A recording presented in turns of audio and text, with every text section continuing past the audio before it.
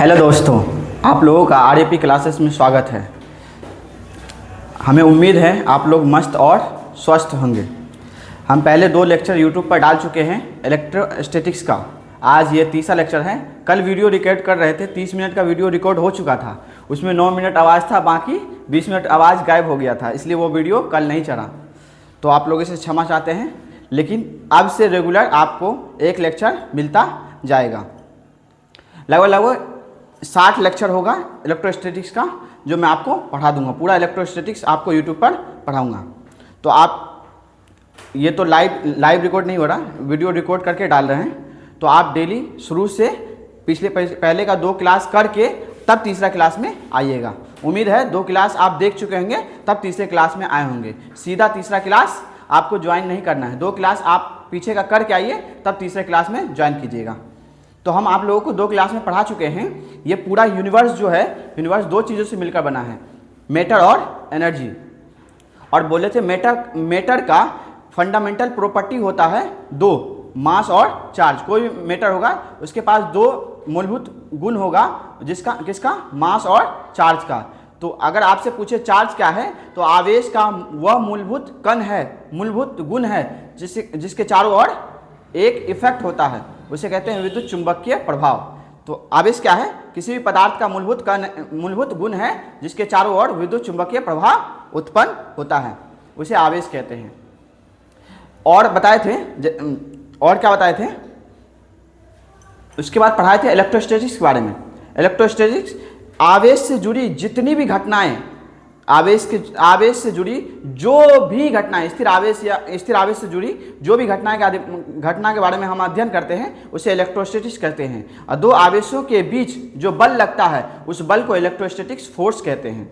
इसके बारे में बता दिए थे। और बोले थे इलेक्ट्रोस्टैटिक्स का यूज कहाँ होता है, या उस घटना को कहाँ देखते हैं। तो कम्बल आप झाड़ते हैं, कम्बल गर्मी के दिनों में कम्बल झाड़ा जाता है, तो आवाज़ आती है, कुट कुट कुट कुट आवाज़ आएगी, वो भी इलेक्ट्रोस्टैटिक्स घटना है।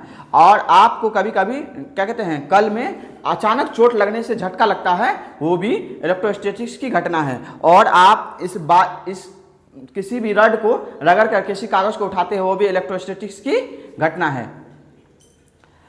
यहाँ तक तो आप लोगों को हम बता दिए थे। तो आज हम चार्ज के बारे में पढ़ते हैं। कुछ क्या कहते हैं, बैकग्राउंड हिस्ट्री है। सबसे पहले चार्ज के बारे में जो बताए थे, वह थेल्स साहब बताए थे। 600 BC की बिफोर क्राइस्ट, 600 BC की बात है। थेल्स नाविक था एक, जानते हैं थेल्स पढ़े में 10वां में पढ़े होंगे। तो वो नाविक था, तो वो नाव में चला रहा था। नाव में एक फड़, चमड़ा का फड़ लगा हुआ था, चमड़ा का फड़ लगा होता। तो वह जा रहे थे, तो किसी चीज़ से रगड़न हुआ। रगड़न के कारण वह कुछ वहाँ फिनोमिना देखा गया कि कुछ वस्तु को अट्रैक्ट कर रहा है। तो वहाँ से एक वर्ड आया, जिसे कहते हैं इलेक्ट्रोड, जिसे कहते हैं क्या? इलेक्ट्रॉन। उसे कहा जाता था इलेक्ट्रॉन, ELEKTRON, इलेक्ट्रॉन। सबसे पहले जो नाम दिया थेल्स ने, उसको नाम दिया इलेक्ट्रोड। सी नहीं, के की बात कर रहे हैं। उसके बाद क्या हुआ? उसके बाद इसी का नाम बाद में क्या रखा गया? सी को क्या कहते हैं, के को हटा के क्या दिया गया? सी दिया गया, जिसे बोला गया इलेक्ट्रॉन। उसके बाद क्या कहते हैं, उसके बाद डॉक्टर गिलबर्ट आए, और गिलबर्ट ने क्या कहते हैं, एक नाम दिया इलेक्ट्रो के बारे में।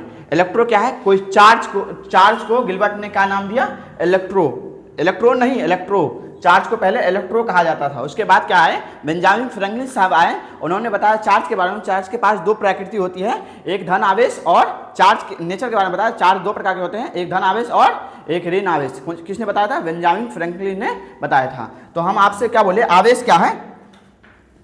आवेश किसी भी पदार्थ का मौलिक गुण है। तो हम बोले थे यूनिवर्स 2 चीज़ों से मिलकर बना है। यूनिवर्स 2 चीज़ों से मिलकर बना है। एक तो क्या? मास कहते हैं, मैटर, और दूसरा एनर्जी। हम बोले कोई भी पदार्थ है तो उसके पास 2 क्वालिटी होगा। किसका? कोई भी पदार्थ है उसके पास 2 क्वालिटी होगा। किस चीज़ का? या 2 गुण होगा, मौलिक गुण। कौन कौन होगा? एक तो मास का और दूसरा चार्ज का। तो आपसे पूछे चार्ज क्या है, चार्ज किसी भी पदार्थ का वह मूलभूत कण है जिसके चारों ओर विद्युत चुंबकीय प्रभाव उत्पन्न होता है। और चार्ज को Q से, कैपिटल Q से सूचित करते हैं या स्मॉल q से सूचित करते हैं। चार्ज को किससे सूचित करते हैं, कैपिटल Q या स्मॉल q से सूचित करते हैं। और चार्ज के बारे में सबसे पहले कूलाम साहब ने बताए थे, इसलिए चार्ज का ऐसा मात्रक क्या होता है, कूलाम, जिसे कैपिटल C से सूचित करते हैं। और चार्ज के पास दिशा और मैग्नीट्यूड दोनों होता है, लेकिन वह क्या कहते हैं, वेक्टर के नियमों का पालन नहीं करता है, इसलिए चार्ज को एक अदिश राशि माना गया है। और प्रोटॉन और न्यूट्रॉन पर क्या होता है, चार्ज होता है। बताने से पहले एक और बात बता दूं, फंडामेंटल पार्टिकल ऑफ मैटर के तीन मूलभूत कण थे, इलेक्ट्रॉन, प्रोटॉन और न्यूट्रॉन। इलेक्ट्रॉन का चार्ज -e, प्रोटॉन का चार्ज +e और न्यूट्रॉन पर चार्ज 0 था। इलेक्ट्रॉन का मास क्या था, 9.1 × 10⁻³ kg। प्रोटॉन का मास 1.672 × 10⁻27 kg और न्यूट्रॉन का मास था 1.675 × 10⁻27 kg। और बोले थे क्या कहते हैं, 4 फंडामेंटल नेचुरल फोर्स होते हैं। 5 प्रकार के प्रकृति में बल होते हैं। कौन, gravitational force, electromagnetic force, strong nuclear force और वीक न्यूक्लियर फोर्स। इतना पिछले क्लास में बता चुके थे। तो चार्ज के बारे में क्या बताया, आवेश क्या है, आवेश पदार्थ का मूलभूत गुण है जिसके चारों तरफ विद्युत चुंबकीय प्रभाव उत्पन्न होता है। और चार्ज को कैसे, कैपिटल Q या स्मॉल q से सूचित किया जाता है। और चार्ज के बारे में सबसे पहले कूलाम साहब ने बताया था, इसलिए इसका ऐसा मात्रा कूलाम होता है। और चार्ज एक अदिश राशि है और प्रोटॉन और इलेक्ट्रॉन पर चार्ज होता है, एक पर -e, एक पर +e। e का मान होता है 1.6 × 10⁻⁻19 कूलाम। आ जाइए तो देख लेते हैं चार्ज का डेफिनेशन क्या है। लेकिन चार्ज का डेफिनेशन क्या लिखा हुआ है, आप लोग पढ़िएगा। आवेश पदार्थ के सूक्ष्म कणों का वह मूलभूत गुण है जिसकी वजह से विद्युत चुंबकीय प्रभाव उत्पन्न होता है। अगला, आवेश कैसा मात्रा, अभी बताया क्या होता है, कूलाम होता है। आवेश एक अदिश राशि है। आवेश को कैपिटल Q या स्मॉल q से सूचित किया जाता है। इलेक्ट्रॉन और प्रोटॉन पर क्या होता है, आवेश होता है। यहां तक हम आपको बता चुके हैं। इसके बाद आते हैं, तो आप मान लीजिए कोई व्यक्ति के पास, जानते कोई इंसान के पास 2 प्रॉपर्टी पहले से होता है, सुंदरता और बुद्धि। तो वो इंसान का मौलिक गुण है। कौन सा गुण है, मौलिक गुण है। वैसे ही चार्ज का मौलिक गुण है कौन कौन, किसी पदार्थ का मौलिक गुण कौन कौन है, मास और चार्ज। तो कोई, मान लीजिए कोई सुंदरता वाले या बुद्धिमत्ता वाला व्यक्ति है, तो उसके चारों तरफ कोई प्रभाव होता कि नहीं होता है। तो मान लीजिए एक व्यक्ति है या एक व्यक्ति है, तो उसके पास सुंदरता भी है और बुद्धि भी है, और वह चला तो उसका चलना भी बहुत अच्छा था, तो उसके पास 2 प्रॉपर्टी पहले से था, तीसरा प्रॉपर्टी और हो गया। जब वह दौड़ने पर भी पता चला वो दौड़ता बहुत अच्छा है, तो उसके पास 4 प्रॉपर्टी हो गया। तो कोई भी चार्ज है, तो जब चार्ज रेस्ट में हो, चार्ज कैसे हो, रेस्ट में हो, मतलब रेस्ट चार्ज, जब रुका हुआ चार्ज हो तो उसके चारों तरफ एक इफेक्ट होता है, उसके चारों तरफ एक इफेक्ट होता है। उस इफेक्ट को कहते हैं इलेक्ट्रिक इफेक्ट। अगर कोई चार्ज रेस्ट में है तो उस चार्ज के चारों तरफ एक इफेक्ट होता है, उस इफेक्ट को क्या कहते हैं, इलेक्ट्रिक इफेक्ट। अगर चार्ज रुका हुआ है तब इलेक्ट्रिक इफेक्ट, ये आप समझते हैं, इलेक्ट्रिक इफेक्ट। इसे हिंदी में कहते हैं विद्युत प्रभाव। अगर विद्युत प्रभाव, और इस कोई भी चार्ज है तो इस चार्ज का कुछ अपना एरिया होता है, हर एक चार्ज का अपना क्षेत्र होता है। इस चार्ज के जहां तक इसका प्रभाव पड़ रहा है उस क्षेत्र को कहते हैं इलेक्ट्रिक फील्ड या विद्युत क्षेत्र। तो हम क्या बोले, कोई चार्ज रुका हुआ है तो उस चार्ज के चारों ओर एक इफेक्ट होता है, उसे इलेक्ट्रिक इफेक्ट कहते हैं। और जहां तक इसका इफेक्ट प्रभाव होता है, जिस क्षेत्र तक जहां तक इसका प्रभाव होता है उस क्षेत्र को कहते हैं विद्युत क्षेत्र या इलेक्ट्रिक फील्ड। जब यही चार्ज मोशन में हो, यूनिफॉर्म मोशन में, कैसा, यूनिफॉर्म मोशन में हो, यूनिफॉर्म मोशन, एक समान गति में हो। कौन चार्ज, यदि कोई चार्ज एक समान गति में गति कर रहा हो,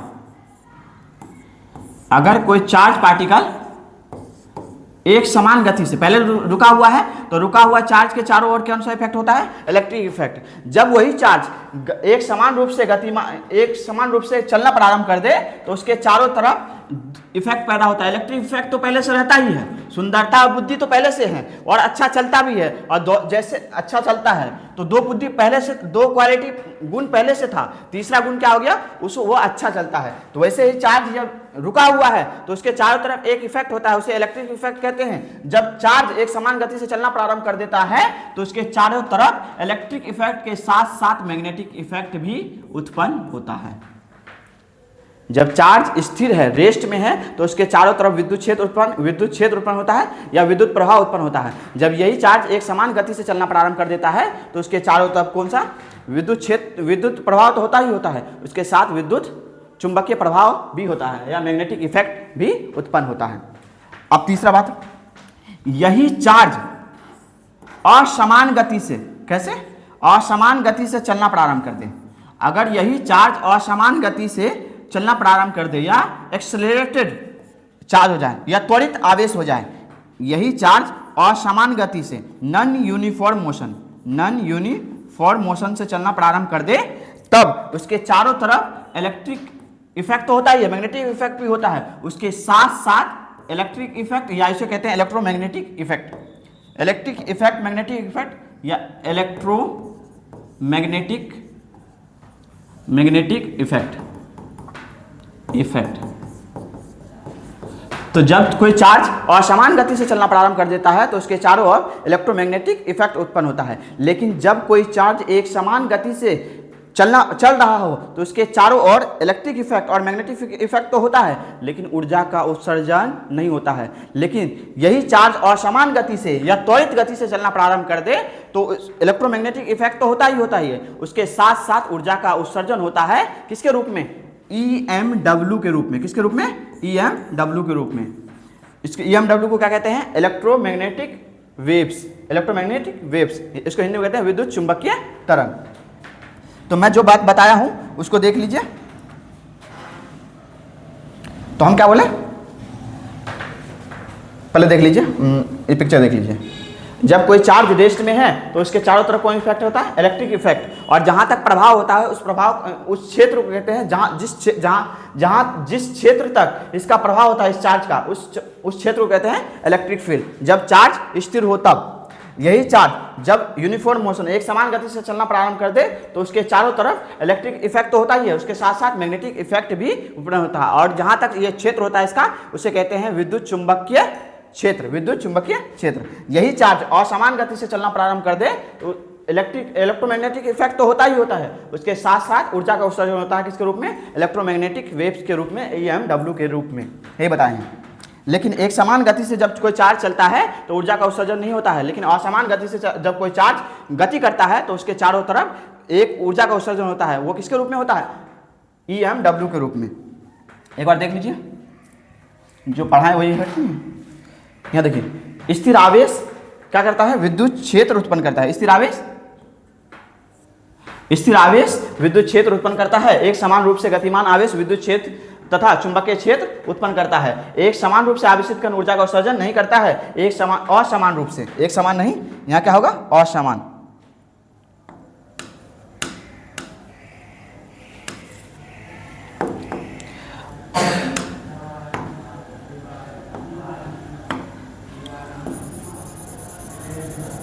असमान रूप से आवेशित कण ऊर्जा का उत्सर्जन क्या कहते हैं? असमान रूप से आवेशित कण, उसके चारों तरफ विद्युत चुंबकीय प्रभाव तो होता ही है, लेकिन ऊर्जा का उत्सर्जन भी होता है। किसके रूप में? EMW के रूप में, जिसे कहते हैं इलेक्ट्रोमैग्नेटिक वेव।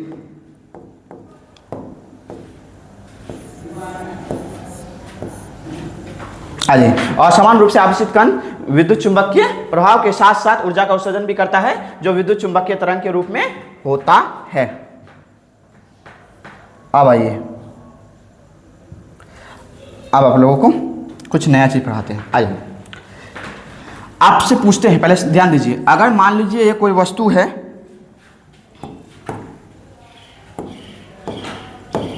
मान लीजिए ये कोई ऑब्जेक्ट है और इसमें 100 इलेक्ट्रॉन और 100 प्रोटॉन है। आपसे पूछेंगे ये वस्तु कैसा है? उदासीन है या नहीं है? इसमें 100 इलेक्ट्रॉन है और 100 प्रोटॉन है, तो ये वस्तु क्या है? उदासीन है। यदि इसमें 90 इलेक्ट्रॉन हो जाए और 100 प्रोटॉन हो जाए तो ये वस्तु उदासीन नहीं है, ये वस्तु न्यूट्रल नहीं है। सर इसको क्या कहते हैं? इसको कहते हैं आवेशित वस्तु, चार्ज ऑब्जेक्ट। इसको कहते हैं न्यूट्रल ऑब्जेक्ट। जिस वस्तु में नंबर ऑफ इलेक्ट्रॉन बराबर हो नंबर ऑफ प्रोटॉन के, नंबर ऑफ इलेक्ट्रॉन मतलब 100 इलेक्ट्रॉन 100 प्रोटॉन, जिस वस्तु में number of electron number of proton के बराबर हो उस वस्तु को कहते हैं न्यूट्रल ऑब्जेक्ट। और जिस वस्तु में number of electron number of proton के बराबर नहीं हो उसे कहते हैं चार्ज ऑब्जेक्ट, आवेशित वस्तु। तो होता क्या है, ध्यान से देखिए। तो मान लीजिए यहां पे दो वस्तु हैं, एक के पास 120 इलेक्ट्रॉन है और 100, मान लीजिए 120 प्रोटॉन है। बगल में किसी कारण बस इस वस्तु से बगल में एक वस्तु है, उसके पास 100 इलेक्ट्रॉन और 100 प्रोटॉन है। दोनों वस्तु क्या है? न्यूट्रल है। किसी कारण बस हुआ, किसी कारण से इससे अच्छा रगड़ कर या घर्षण कराकर कुछ भी कराकर इससे कुछ इलेक्ट्रॉन इसमें चला गया या स्थानांतरित हो गया। ये क्या बता रहे हैं सर?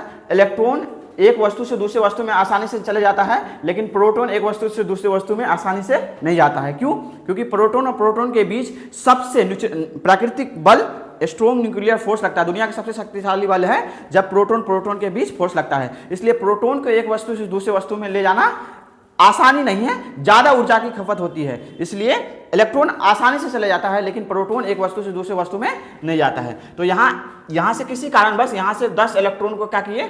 यहां दे दिए। जैसे यहां से 10 इलेक्ट्रॉन आएगा, 10 इलेक्ट्रॉन आएगा तो आप क्या हो जाएगा? 110 इलेक्ट्रॉन और 100 प्रोटॉन। यहां से 10 इलेक्ट्रॉन गया तो आप यहां पे इलेक्ट्रॉन की मात्रा कितनी हो जाएगी? 110 हो जाएगी, 110 हो जाएगी, इलेक्ट्रॉन 110 हो जाएगा। अब आपसे पूछ रहे हैं, बताइए इसमें इलेक्ट्रॉन ज्यादा है या प्रोटॉन? कहिएगा इसमें प्रोटॉन ज्यादा है सर और इलेक्ट्रॉन कम है। इसमें सर, इसमें इलेक्ट्रॉन ज्यादा है और प्रोटॉन कम है। तो इसका मतलब दोनों, ये वस्तु कैसा हो गया? इसमें number of electron number of proton के बराबर नहीं है। जब वस्तु नंबर इलेक्ट्रॉन की संख्या और प्रोटॉन की संख्या बराबर नहीं हो उसे आवेशित वस्तु कहते हैं। 10 इलेक्ट्रॉन इसमें जो गया तो इसमें इलेक्ट्रॉन की संख्या बढ़ गई। अच्छा इसमें बोलिए, अगर मैं इसे बुला दिया हो तो इसमें प्रोटॉन की संख्या अधिक है। देख लीजिए 120 प्रोटॉन है और 110 इलेक्ट्रॉन है, तो प्रोटॉन की संख्या इसमें अधिक है। मतलब नंबर ऑफ प्रोटॉन क्या है इसमें? ई वाला वस्तु में नंबर ऑफ प्रोटॉन अधिक है और नंबर ऑफ इलेक्ट्रॉन कम है। इसका मतलब हुआ प्रोटॉन की संख्या है ये इलेक्ट्रॉन की संख्या, तो इसमें प्रोटॉन की संख्या 120 है और इलेक्ट्रॉन की संख्या 110 है। तो ज्यादा हुआ ना 120, 110 कम है। इसका मतलब है प्रोटॉन की संख्या अधिक और इलेक्ट्रॉन की संख्या कम। इसमें 10 इलेक्ट्रॉन आया है तो इसमें इलेक्ट्रॉन की संख्या अधिक हो गई और प्रोटॉन की संख्या क्या हो गया? प्रोटॉन की संख्या कम हो गया, क्योंकि 100 इलेक्ट्रॉन और 110 इलेक्ट्रॉन है और 100 प्रोटॉन है। तो जिस वस्तु से इलेक्ट्रॉन निकलता है,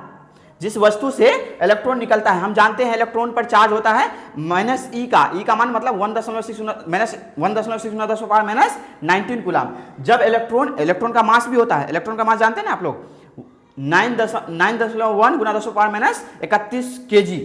तो किसी वस्तु से एक इलेक्ट्रॉन निकला या 10 इलेक्ट्रॉन निकला, तो जब इलेक्ट्रॉन निकलेगा तो अपना मास लेके निकलेगा ना। तो यहां से 10 इलेक्ट्रॉन जो निकला तो इस वस्तु का मास क्या हो गया? घट गया। इस वस्तु का मास डिक्रीज हो गया, क्योंकि 10 इलेक्ट्रॉन इसमें से कहां गया? इसमें चला गया। तो इसका मास क्या हो गया? मास डिक्रीज कर गया। मास क्या कर गया? डिक्रीज। सर इसमें इलेक्ट्रॉन आया है तो इसका मास, सर इसका मास क्या हुआ? इसका मास बढ़ गया। इसका मास क्या हो गया? इसमें क्या हुआ? इसमें इलेक्ट्रॉन आया है तो अपना मास लेके आया होगा कि नहीं हुआ? तो जिस वस्तु में इलेक्ट्रॉन गया है तो उसका मास बढ़ेगा। तो इसमें मास क्या हुआ? इंक्रीज हुआ। मास क्या हुआ? इंक्रीज। सर और कुछ? जिस वस्तु से इलेक्ट्रॉन निकलता है ना वो वस्तु हो जाता है, इस वस्तु से इलेक्ट्रॉन निकला है तो वो वस्तु कैसा हो जाता है? आवेशित वस्तु हो जाता है। चार्ज, पॉजिटिव चार्ज, धन आवेशित वस्तु हो जाता है। चार्ज पार्टिकल हो जाता है। चार्ज ऑब्जेक्ट लिख लीजिए, ऑब्जेक्ट। जिस वस्तु से इलेक्ट्रॉन निकलता है वो वस्तु धन आवेशित हो जाता है। तो ये वस्तु कैसा हो जाएगा? धन आवेशित धन आवेशित वस्तु, और ये वस्तु जिसमें इलेक्ट्रॉन गया है वो वस्तु कैसा हो जाएगा, ऋण आवेशित हो जाएगा, negative charge object, negative charge object, या उसे कहिए हिंदी में ऋण आवेशित वस्तु। कोई दिक्कत? हमें उम्मीद है जो समझ गए होंगे। हम कह रहे हैं जिस वस्तु, अगर किसी वस्तु में number of electron number of proton बराबर, नंबर ऑफ इलेक्ट्रॉन और नंबर ऑफ प्रोटॉन की संख्या बराबर है तो वो वस्तु न्यूट्रल होगा। जब number of electron number of proton की संख्या बराबर नहीं है वो वस्तु क्या होगा, कहते हैं आवेशित होगा। यदि किसी वस्तु से इलेक्ट्रॉन निकल रहा हो तो उस वस्तु का द्रव्यमान घटता है, द्रव्यमान घटता, मास डिक्रीज का मतलब द्रव्यमान घटता है, और वो वस्तु कैसा, जिस वस्तु से इलेक्ट्रॉन निकलता है वो वस्तु कैसा हो जाता है, धनावेशित हो जाता है। जिस वस्तु में इलेक्ट्रॉन जाता है उसका मास इंक्रीज कर जाता है और वस्तु कैसा हो जाता है, ऋणावेशित वस्तु हो जाता है। उम्मीद है ये बात समझ में आई होगी आप लोगों को। तो वही बात यहाँ लिखा हुआ है, एक बार देख लीजिए। देखिए यहाँ number of electron number of proton बराबर हो तो वस्तु कैसा हो जाता है, उदासीन वस्तु हो जाता है। यदि number of electron number of proton के बराबर नहीं हो तो वो वस्तु कैसा हो जाता है, आवेशित वस्तु हो जाता है। तो हो सकता है किसी वस्तु में नंबर ऑफ इलेक्ट्रॉन की संख्या अधिक हो, नंबर ऑफ प्रोटॉन कम हो, और किसी वस्तु में हो सकता है नंबर ऑफ इलेक्ट्रॉन अधिक हो, नंबर ऑफ प्रोटॉन कम हो। तो जब जब किसी वस्तु में इलेक्ट्रॉन की संख्या अधिक होगी इसका मास क्या होगा, इलेक्ट्रॉन की संख्या अधिक मतलब इलेक्ट्रॉन आया होगा, इलेक्ट्रॉन आया तो उसका मास इंक्रीज करेगा, और आया है तो ये वस्तु कैसा हो जाएगा, ऋण आवेशित हो जाएगा। मतलब इस वस्तु में इलेक्ट्रॉन आया है ना तो ये वस्तु ऋण आवेशित हो जाएगा। कैसा हो जाएगा, ऋण आवेशित हो जाएगा। ये वस्तु ऋण आवेशित हो जाएगा और ये वस्तु कैसा हो जाएगा, इसमें इलेक्ट्रॉन की संख्या कम है, प्रोटॉन की संख्या अधिक है। तो इसमें इलेक्ट्रॉन की संख्या कम है, इसका मतलब इलेक्ट्रॉन निकला होगा, तो ये वस्तु, इसका मास क्या होगा, डिक्रीज करेगा, और यह वस्तु कैसा हो जाएगा, धनावेशित हो जाएगा। उम्मीद है आप लोगों को पूरा समझ में आ गया होगा। आपसे एक ही बात है, आप पीछे से एक लेक्चर करते आइए, मेरी गारंटी रही आपको एक भी चीज में तकलीफ होने नहीं दूंगा। आप पर बशर्ते पिछले का दोनों क्लास करके आइए, तब तीसरा क्लास कीजिएगा। आप कहीं भी जाइएगा, कहीं भी पढ़ने के लिए, आप वहाँ रेगुलर जाइए, आपको सब चीज़ समझ में आएगा। आप अब्सेंट करके, बीच में अब्सेंट करके फिर जाते हैं तो आपको कुछ भी समझ में नहीं आएगा, तो आपको पढ़ने में भी मन नहीं लगेगा, क्योंकि समझ में नहीं आएगा तो पढ़ने में मन नहीं लगता है। आप शुरू से किसी शिक्षक का क्लास शुरू से देखिए, मैं नहीं कहता हूँ मेरा ही देखिए, आप कहीं भी देखिए, शुरू से सब क्लास कीजिए, आपको सब चीज़ समझ में आ जाएगा। आज के लिए इतना ही, मिलते हैं कल 7:30 बजे। डेली वीडियो जाएगा, आप लोगों से देख लेना है। ठीक है, थैंक यू, धन्यवाद।